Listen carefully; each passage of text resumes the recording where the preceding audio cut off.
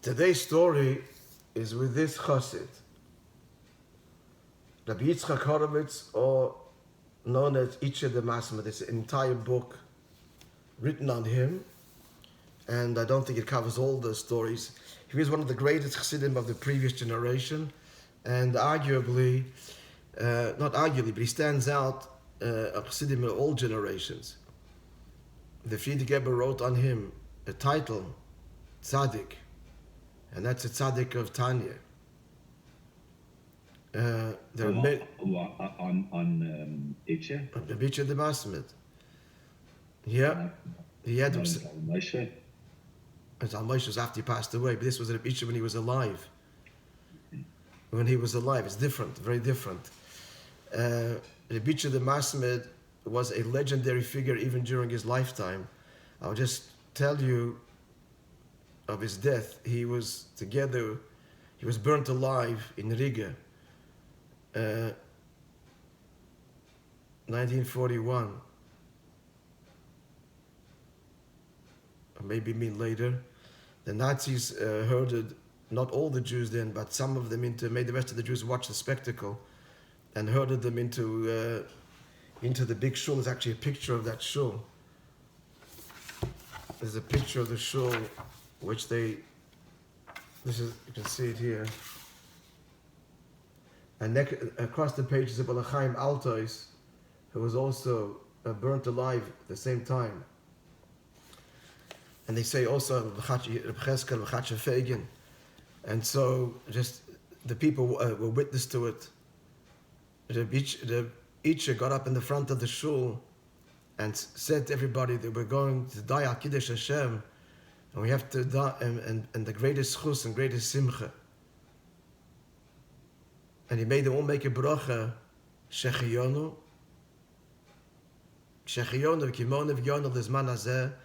And then he said, and Davke b'simcha, and he put his hand on the shoulders of the other Chassidim, and they started to sing the Simchas Torah Nigun HaYedu of the Alter Rebbe. It seems the Alter Rebbe's Nigun, the Simchas Torah Nigun, and the Nazis set fire to the shul, and they went up in this holy conflagration on high. And that gives you an idea of Rabbi Itche the Masmed. His name was Horowitz. He was called Rabbi Itche the Masmed because of his assiduousness in learning Torah, which was without interruption. This was notwithstanding the fact that he was appointed Shliach of the Friedrich Rebbe. He came to America in the 20s. There's a movie of him here, of a famous Melava Malka. He raised money for the Rebbe's work in America. He was constantly traveling, bringing in missions. Shadar, Shlucha de Rachmana. He was an emissary of the Friedrich Rebbe. Rabbi Leo Cohen, who needs a Fushleim Chaim, what's with him? Do you know? Baruch Hashem is at home. Baruch Hashem is at home. So the famous Rabbi Leo Cohen in Montreal, professor of mathematics, and a big chassid, a very big chassid. So he is Rabbi Itche the Masmed by marriage grandson. He married Reb Shmuel Gorevich, Reb Tzemach Gorevich's daughter. Correct? Correct. Yeah. He also used to keep his feet in the water a whole night, so you should... Even though he did it always, but he did it on occasion. He did not to sleep in cold water. So here's the story, related by the Wolf Greenglass, the celebrated Mashpia here in Montreal.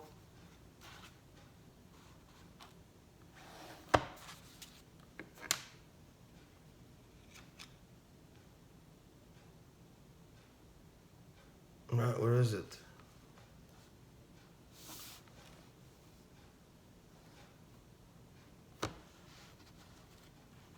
I'm sorry, it was my third Pesach.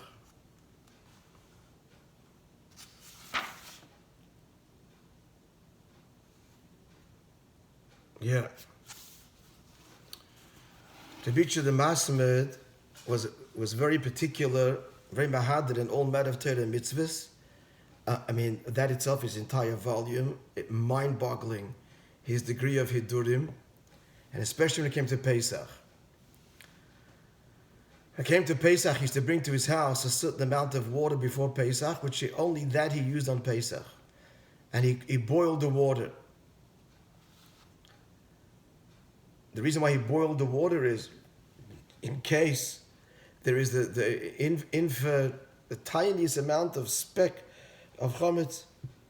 So if it's boiled and becomes dissolved, so before Pesach the laws of nullification apply, and it becomes bottled. The Chachamim suspended the usual laws of nullification on Pesach itself. But before Pesach, the laws of bittul apply, which is why we try and do a cooking all before Pesach.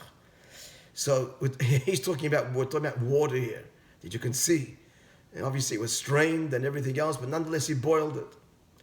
And he put it in a glass container.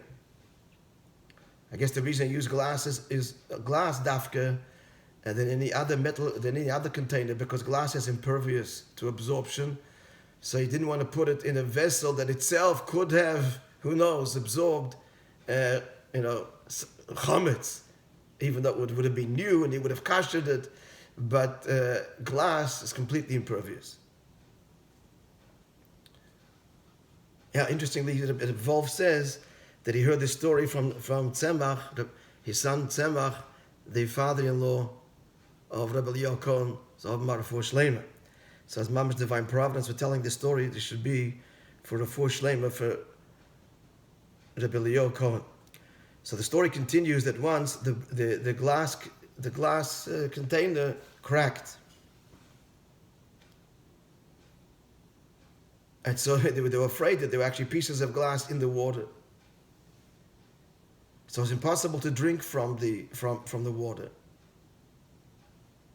So the each of the Masmid did not drink water the entire Pesach.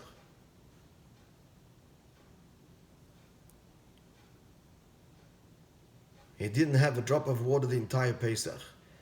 And the fact is, he became so sick that they thought that he did not drink anyway, he only ate. So he had the wine for the dalit kaises, and that's it. He only ate. And what did he eat? He only ate, I think, potatoes, nothing else. Maybe something else too, but not more than two things. And they were so afraid, as a gate ois. The fact is, he did survive it, and he wouldn't compromise it. And that is just an illustration of the incredible degree that he was makpid when it came to Pesach. We'll just conclude this point. We have to be careful this year because of the limitations that we have. But the Arizal said that anyone who's careful on Pesach from even the smallest amount of chametz, Hashem will help him that he'll be spared even the smallest aveda. Hashem will help him in the year to come. But we should point out that under circumstances today, for many people, the hidurim that we are accustomed to, if they're just minhagim and hidurim, so the Rabbanim are saying that we don't have to and should not subject our wives to it and not to observe. But if you can, of course, you should. Anybody has any individual questions can speak to me or Levi, and we'll guide you through it. Okay, folks.